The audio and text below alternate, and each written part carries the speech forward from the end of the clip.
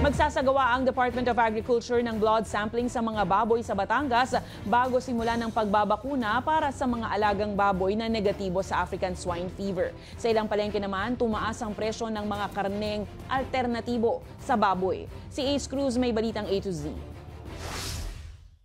Hindi muna itutuloy ng Department of Agriculture ang pagtuturok ng bakuna kontra African Swine Fever o ASF sa mga baboy sa Batangas sa Martes, August 20. Ayon sa DA, sa halip ay blood sampling muna ang gagawin sa mga baboy sa bayan ng Lobo. It will take some time bago malaman natin yung resulta.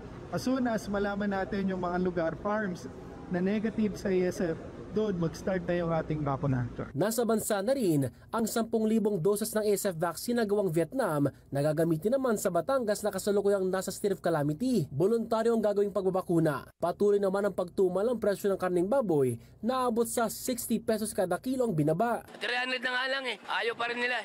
Mayroon mo ibili mga ilan lang, kukunti.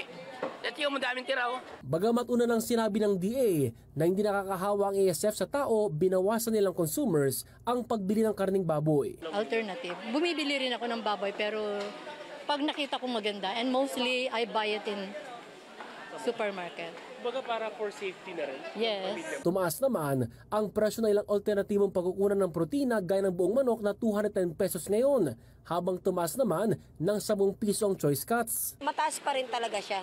Kasi hindi katulad dati ng bentahan talaga namin, pwede kayo magbigay ng 190 sa buo, pwede kayo magbigay ng 200. Sa karning baka naman, tumaas din ng hanggang 20 pesos. Ang itlog, tumaas ng 3 pesos kada tray. Gawa ng, di ba may na yung ang sa baboy, may ASF.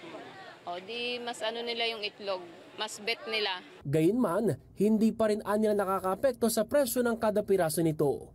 Para sa balitang A to Z, Ace Cruz.